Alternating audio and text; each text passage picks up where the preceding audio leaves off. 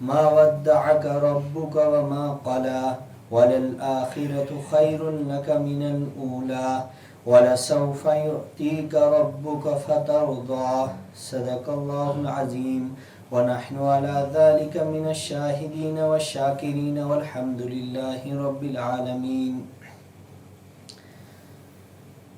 سورہ ضحیٰ، اللہ تبارک و تعالی نے اس سورت کے اندر اپنے محبوب کا تذکرہ فرمایا ہے، اور سیرت کے اعتبار سے اس سورت کے اندر بہت ساری خصوصیات ہیں۔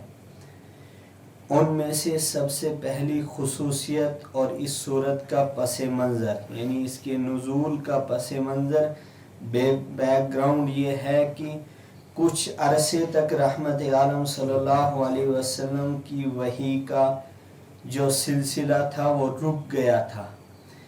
اس وحی کے سلسلے کے رکنے کے بعد مشرکین مکہ اور یہودیوں نے اعتراض کیا اور رحمت عالم صلی اللہ علیہ وسلم کو طعنہ دینا شروع کر دیا، بلکہ قریش مکہ نے کہا قد ودعک ربک، آپ کے رب نے آپ کو تنہا چھوڑ دیا۔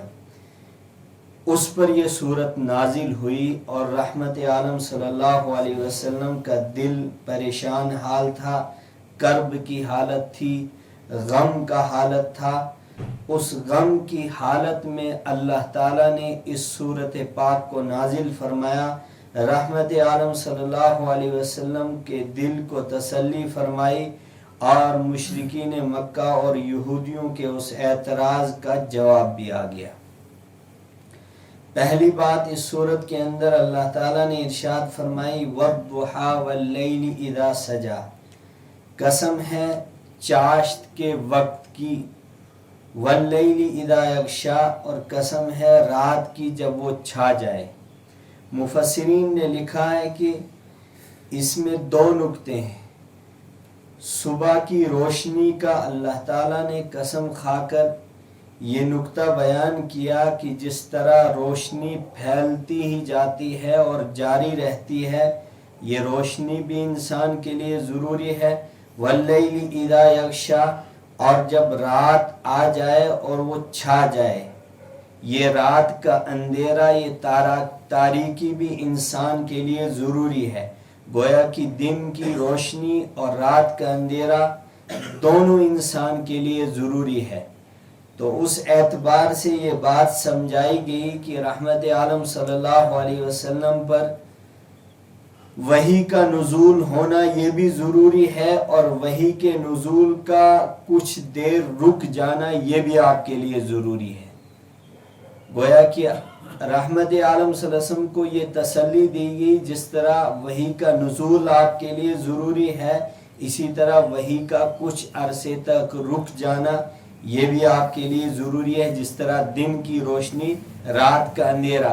اگر انسان کے لیے ساری دنیا کے اندر صرف دن کا سلسلہ چلے گا تو بھی نقصان ہے، یا صرف دن کا سلسلہ رک جائے، رات کا اندھیرا ہی ہمیشہ رہے، یہ بھی نقصان ہے۔ کیوں؟ دن کی روشنی انسان کے کام اور اس کی معاش کے لیے ضروری ہے، اور رات کا اندھیرا اس کے آرام کے لیے ضروری ہے۔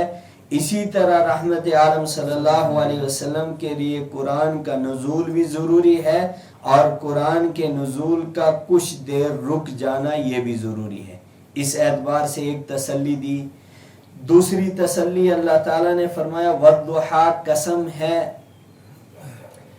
آپ کے چمکتے چہرے کی، وَاللَّيْلِ إِذَا يَغْشَىٰ، اور قسم ہے آپ کی کالی زلفوں کی۔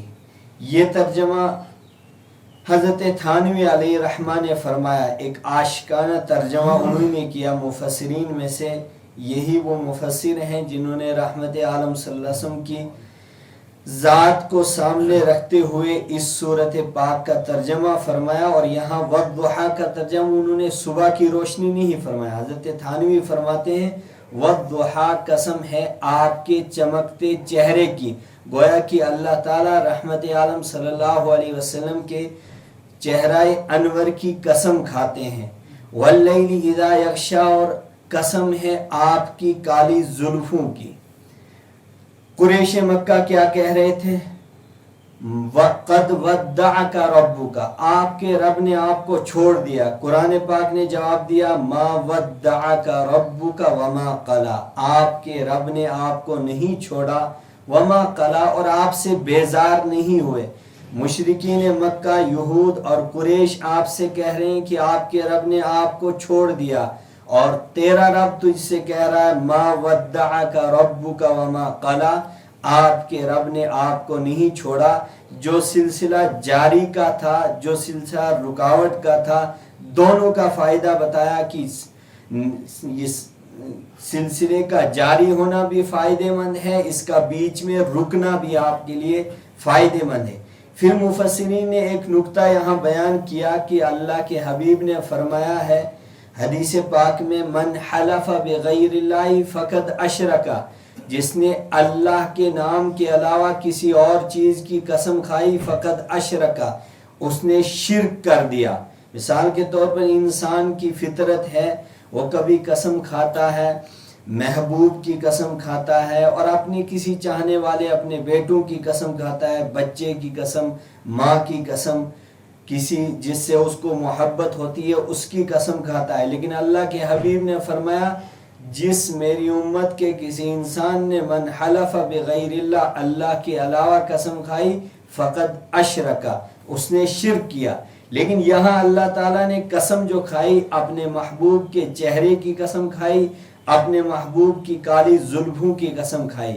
یہ کیوں کھائی؟ اس کا نکتہ یہ ہے کہ اللہ تعالیٰ جو کرنا چاہے وہ کر سکتا ہے، اس کو اختیار ہے، بندوں کو اختیار نہیں ہے۔ بندے وہی کام کر سکتے ہیں جو رب بتائے گا، اسی کے مطابق چلنا ہے۔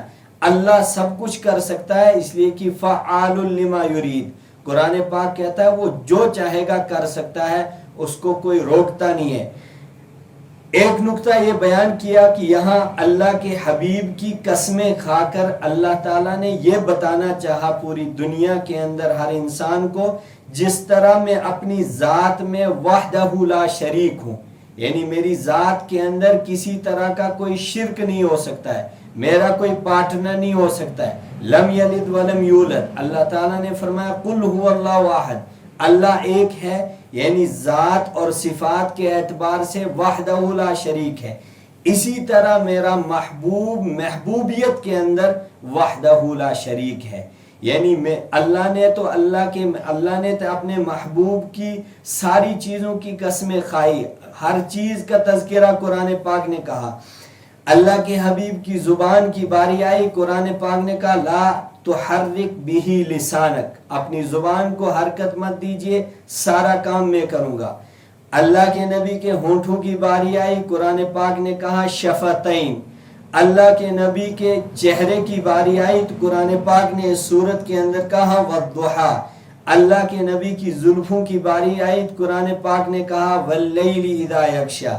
یہ بہت ساری چیزیں ترتیب سے قرآن پاک میں جگہ جگہ بیان ہوئی، لیکن پوری دنیا کو بتایا کہ جس طرح میں اپنے محبوب کے اعضاء کی قسمیں کھاتا ہوں، تمہیں یہ اختیار نہیں ہے۔ کیوں؟ اس لیے کہ ذات اور صفات کے اعتبار سے میں وحدہ لا شریک ہوں، اور میرا محبوب میں اپنی محبوبیت کے اعتبار سے اس کو وحدہ لا شریک رکھنا چاہتا ہوں، یعنی اس کی محبوبیت کے اندر کوئی شریک نہیں ہو سکتا ہے، اور میری وحدانیت کے اندر کوئی شریک نہیں ہو سکتا ہے۔ اس لیے پابندی لگا دی اللہ تعالیٰ نے کہ دنیا کے اندر کوئی کسی کی قسم نہیں کھا سکتا ہے، صرف میں اپنے محبوب کی قسم کھاؤں گا۔ یہاں پر رحمت عالم صلی اللہ علیہ وسلم کی عظمت کو اللہ تعالیٰ نے کس طرح بیان کیا، اس کے بعد جواب دیا ما ودعک ربک وما قلی، آپ کے رب نے آپ کو تنہا نہیں چھوڑا، آپ سے بیزار نہیں ہوئے۔ ایک انسان کسی دوسرے انسان کو چھوڑتا ہے حالات کی وجہ سے یا کسی طرح کی آپس میں جھگڑے اور ناراضگی کی وجہ سے۔ قرآن پاک نے دو لفظ استعمال کیے، ما ودعک ربک، آپ کے رب نے آپ کو نہیں چھوڑا، حالات کی وجہ سے بھی نہیں چھوڑا، وما قلی، اور آپ سے بیزار نہیں ہوئے، یعنی آپ سے ناراضگی بھی نہیں۔ ایک انسان دوسرے انسان کو حالات کی وجہ سے اور ناراضگی کی وجہ سے چھوڑتا ہے، قرآن پاک نے دونوں لفظ استعمال کر کے پوری دنیا کو یہ بتایا کہ رب نے اپنے محبوب کو نہ تو حالات کی وجہ سے چھوڑا اور نہ ناراضگی کی وجہ سے چھوڑا، بلکہ کیا فرمایا، وَلَلْآخِرَةُ خَيْرٌ لَكَ مِنَ الْأُولَىٰ، آخرت کی یعنی بعد والی زندگی جو آپ کے سامنے میں دنیا لانے والا ہوں وہ پہلی کے مقابلے میں زیادہ بہتر ہے۔ اور کتنی بہتر ہے، کتنا آپ کا خیال اللہ تعالیٰ نے رکھا اور آپ کے مقام کو کس طرح اس صورت کے اندر بیان کیا۔ اللہ تعالیٰ فرماتے ہیں وَالضُّحَىٰ وَاللَّيْلِ إِذَا سَجَىٰ مَا وَدَّعَكَ رَبُّكَ وَمَا قَلَىٰ وَلَلْآخِرَةُ خَيْرٌ لَكَ مِنَ الْأُولَىٰ وَلَسَوْفَ يُعْطِيكَ رَبُّكَ فَتَرْضَىٰ، ان قریب تیرا رب وہ چیزیں دینے والا ہے، فترضیٰ، تو راضی ہو جائے گا، یعنی تیری رضامندی کے مطابق اللہ تعالیٰ فیصلے فرمائے گا۔ یہ مشرکین مکہ جو آپ کو طعنہ دیتے ہیں قد ودعک ربک، تیرے رب نے تجھے چھوڑ دیا، میں کہتا ہوں میں تمہیں وہ دوں گا، فترضیٰ، آپ راضی ہو جائیں گے۔ اور کس طرح کی رضامندی ہوگی؟ اللہ تعالیٰ نے اس صورت کے اندر ایک عجیب انداز اپنایا، اپنے محبوب کی محبوبیت کو پیش کرنے کے لیے اللہ تعالیٰ نے کیا انوکھا انداز اپنایا۔ اس کے بعد فرمایا وَلَسَوْفَ يُعْطِيكَ رَبُّكَ فَتَرْضَىٰ أَلَمْ يَجِدْكَ يَتِيمًا فَآوَىٰ، کیا آپ کو یتیمی کی حالت میں اللہ تعالیٰ نے نہیں پیدا فرمایا؟ رحمت عالم صلی اللہ علیہ وسلم کی زندگی کے اندر ان کے والد کا سایہ اٹھ جاتا ہے، اور چند سالوں کے بعد ان کی والدہ کا بھی، یعنی 6 سال کے بعد والدہ کا سایہ بھی اٹھ جاتا ہے، اور 8 سال کی عمر کے اندر ان کے دادا کا بھی انتقال ہوتا ہے۔ قرآن پاک کہتا ہے الم یجدک یتیما فآویٰ، کہ اللہ تعالیٰ نے آپ کو یتیم نہیں پیدا کیا اور اس کے بعد کیا کیا، فآویٰ، ٹھکانہ دیا۔ ٹھکانہ کیسے دیا؟ وہ انسان جو آپ کی نبوت کو تسلیم نہیں کرتا ہے، ابو طالب کے ذہن کے اندر، ان کے دماغ کے اندر، ان کے دل کے اندر آپ کی ایسی محبت کو ڈالا اللہ تعالیٰ نے، اور دنیا کے اندر ایسی کوئی مثال نہیں پیش کر سکتا ہے جتنا ابو طالب نے رحمت عالم صلی اللہ علیہ وسلم سے محبت کی۔ اور اس کے بہت ساری سیرت کی کتابوں کے اندر واقعات پڑے ہوئے ہیں کہ کتنی محبت کی انہوں نے۔ اللہ تعالیٰ فرماتے ہیں فآویٰ، یہ اس کے دل کے اندر آپ کی محبت کس نے ڈالی؟ یہ ٹھکانہ، یہ پناہ تو میں نے دی۔ اس کے بعد فرمایا وَوَجَدَكَ ضَالًا فَهَدَىٰ، کہ اللہ تعالیٰ نے آپ کو اس حالت میں نہیں دیکھا، آپ ایک راہ تلاش کر رہے تھے، فَهَدَىٰ، تو اس کی رہنمائی فرمائی۔ جہاں جہاں پر رکاوٹ ہوئی اللہ تعالیٰ نے اس رکاوٹ کو ختم کر کے آپ کے لیے ایک راستہ کھولا۔ وَوَجَدَكَ عَائِلًا فَأَغْنَىٰ، کیا آپ تنگ دست نہیں تھے؟ کیا آپ غربت کی حالت میں نہیں تھے؟ اور اس کے بعد اللہ تعالیٰ نے کیا کیا، فَأَغْنَىٰ۔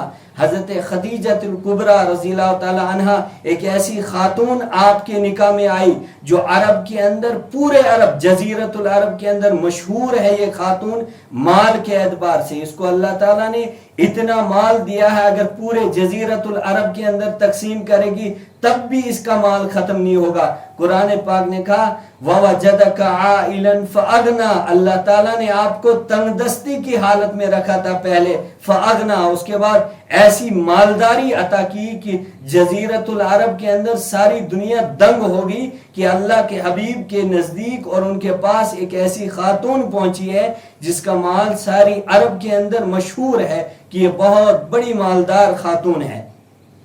اور اس کے بعد قرآن پاک نے کیا بتایا؟ اب یہ سارے پیغامات دینے کے بعد فرمایا یہ سب کچھ جو دے رہا ہے آپ کا رب، آپ میرے محبوب ہیں، دنیا کچھ بھی سوچتی رہی لیکن آپ کے ساتھ جو کام میں نے انجام دیے ہیں یہ آپ کی محبت کی وجہ سے۔ اس کے بعد فرمایا وَأَمَّا السَّائِلَ فَلَا تَنْهَرْ، اگر آپ کے پاس کوئی مانگنے والا آ جائے آپ اس کو جھڑکنا نہیں، اس لیے کہ جب مانگنے والا کسی کے سامنے آتا ہے اور وہ اللہ کا نام لیتا ہے، اللہ کے حبیب کا نام لیتا ہے، یا اللہ کے دین کے مطابق کسی طرح کا راستہ اختیار کرنے میں مانگتا ہے، وَأَمَّا السَّائِلَ فَلَا تَنْهَرْ، اگر مانگنے والا آیا آپ جھڑکنا نہیں، آپ تو یتیموں کے سہارا بنو گے، آپ تے مسکینوں اور غریبوں کے سہارا میں نے بنا کر آپ کو پیش کیا، اس لیے کہ آپ کو ان تمام راہوں سے گزارا۔ یتیمی کی حالت میں گزارا، غربت کی حالت میں گزارا، متوسط درجے کے مالداری کے اندر گزارا، پھر اعلیٰ درجے کا آپ کو مال دیا، بادشاہت کی کرسی دی، ان تمام چیزوں سے گزارنے کا مقصد کیا ہے؟ لَقَدْ كَانَ لَكُمْ فِي رَسُولِ اللَّهِ أُسْوَةٌ حَسَنَةٌ، اللہ کے حبیب کی ساری زندگی انسان کے لیے نمونہ اور آئیڈیل ہے۔ کیوں ہے؟ اس لیے کہ اللہ تعالیٰ نے ہر راستے سے اللہ کے حبیب کو گزارا، تاکہ ہر انسان جب کوئی غریب ہو تو وہ دیکھے کہ اللہ کے حبیب کی غربت کے حال میں زندگی کیسے گزارتے تھے۔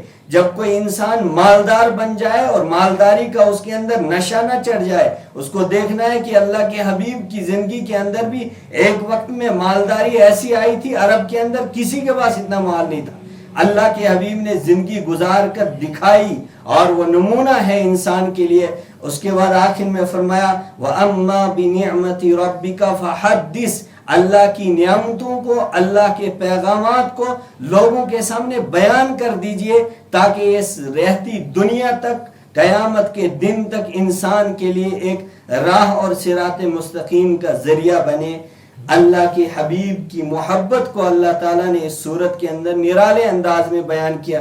اس میں اور بہت ساری تفاصیل ہے، لیکن مختصر وقت میں صرف اس بات کو سمجھنے کی کوشش کریں، ان چھوٹی چھوٹی صورتوں کو جن کو ہم نمازوں کے اندر پڑھتے ہیں، کم سے کم جیسے 10 صورتیں کسی کو یاد ہیں، 20 صورتیں یاد ہیں، ان کا پہلے ترجمہ پڑھیں اور پھر ان کا بیک گراؤنڈ پڑھیں کہ ان کے نزول کا مقصد اور کس موقع پر یہ نازل ہوئی ہیں، اور ان کے اندر اللہ تعالیٰ نے کون سا پیغام ان انسان کو دیا ہے۔ تو یہ جب ذہن میں ہوگا، پھر جب نماز پڑھے گا انسان، انشاءاللہ اس کو دل بھی لگے گا اور معانی بھی اس کے ذہن کے اندر گھومتے رہیں گے، اور اس کی محبت کی وجہ سے قرآن پاک بھی سمجھ آئے گا، اللہ کے حبیب کی زندگی بھی سمجھ میں آئے گی، اور جو وساوس نماز کی حالت میں آتے ہیں، خیالات بھٹک جاتا ہے انسان، ان سے بھی انسان دستبردار ہو جائے گا۔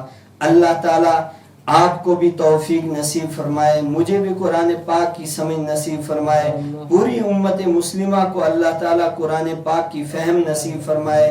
اللہ تعالیٰ موت کا وقت آنے سے پہلے پہلے ہم سب کو تیاری کی توفیق نصیب فرمائے، آخری وقت میں اللہ تعالیٰ کلمے والی اور ایمان والی موت نصیب فرمائے۔ وآخر دعوانا الحمدللہ رب العالمین۔